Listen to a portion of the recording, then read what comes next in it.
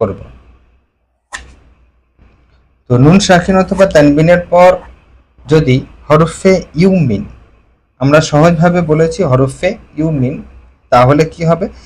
ইয়া, wow, মিম, নুন, এই যে 4টি অক্ষর আছে, এই 4টি অক্ষরের মধ্যে হতে যদি কোনো একটি অক্ষর আসে তাহলে কিন্তু নুন সাকিন অথবা তানবিনকে গুন্না সহ মিলিয়ে পড়তে হবে।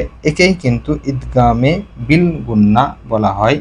তো ইয়া, ওয়াও, মিম, নুন, ইয়া, ওয়াও উদাহরণ হয়ে গেছে। এখন আমরা পড়ব মিমের সাথে যে উদাহরণগুলি আছে।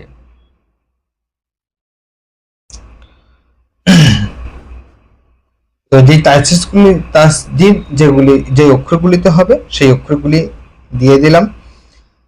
এখন আমরা যেটি করব সেটি হচ্ছে কি, যে অক্ষরগুলি লেখা হলো আপনাদের সামনে, কাফ, লাম, মিম, নুন, আলিফ, লাম, সদ, বা, র, ইয়া, নুন, এই অক্ষরগুলি আপনাদের সামনে লেখা হলো। এটি একটি ওয়ার্ড হবে।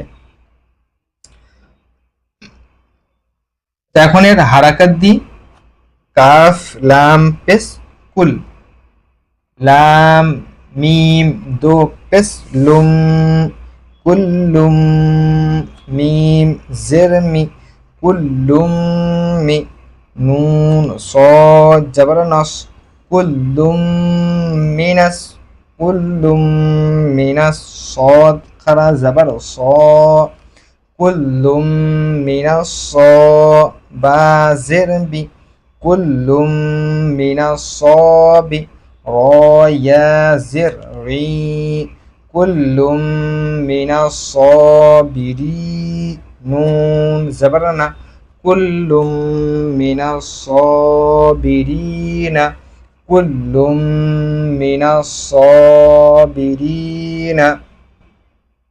এখন আমরা দেখব বানান করে কিভাবে রিডিং করতে হয়।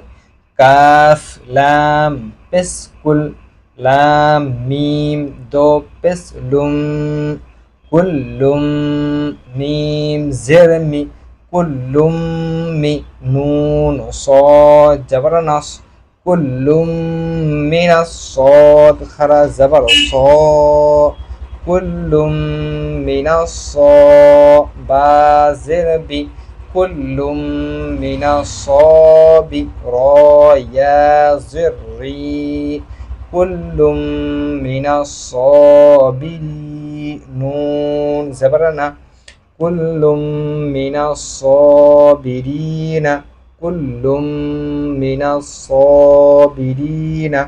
এখন আমরা এর রিডিং হয়ে গেছে। এরপর রিডিং এর পর আমরা দেখব এটি ইজারা কি কি কায়দা আছে সেটির দিকে আমরা লক্ষ্য রাখবো ইনশাআল্লাহ তাআলা। কাফে ফেস আছে, ওই জন্য কাফ মুতাহারিক হবে। মুতাহারিক হলো অক্ষরকে তাড়াতাড়ি পড়া, মোটেও নটানো, মারুফ পড়া, মুজিল আওয়াজ থেকে বাঁচা। লামে তাসজিদ আছে, তাসজিদ হলো অক্ষরকে দুইবার পড়তে হয়, একবার আগের অক্ষরের সঙ্গে একবার নিজে নিজে। এখানে কিন্তু তানবিন এসছে, তানবিনের পর মিম এসছে, তাহলে কি হবে? ইদগামে বিল গুন্না হবে। তানবিনের পরে মিম আসার কারণে ইদগামে বিল গুন্না হবে। তো এই তানবিনকে মিমের সাথে মিলিয়ে গুন্নার সঙ্গে পড়তে হবে। ইদগাম মানেই হচ্ছে মেলানো, ওই জন্য মিলিয়ে গুন্নার সঙ্গে পড়তে হবে। তো মিম হয়ে যাবে কি, মুসাদ্দাত আছে, ওই জন্য ওয়াজিব, গুন্না ওয়াজিব হবে, ওয়াজিব গুন্না বলা হয় বা গুন্না ওয়াজিব বলা হয়। একালি পরিমাণ গুন্না করে পড়তে হবে। এখানে কি করতে হবে? একালি পরিমাণ গুন্না করে পড়তে হবে। মিম মুতাহারিক, মুতাহারিক অক্ষরকে তাড়াতাড়ি পড়া, মোটেও নাটানা, মারুফ পড়া, মুজিল আওয়াজ থেকে বাঁচা, কিন্তু এখানে গুন্না করে পড়তে হবে। নুন মুতাহারিক আছে, মুতাহারিক অক্ষরকে তাড়াতাড়ি পড়া, মোটেও নাটানা, মারুফ পড়া, মুজিল আওয়াজ থেকে বাঁচা।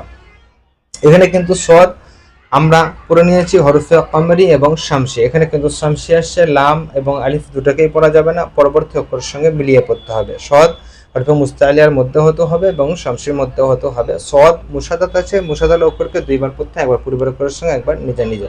এবং সদ হয়ে যাবে কি, খারাজ জাবার আছে, খারাজ জাবার এক আলিফ পরিমাণ টান দিয়ে পড়তে হবে। খারাজ জাবার আলিফ মাদ্দার সমতুল্য হয়।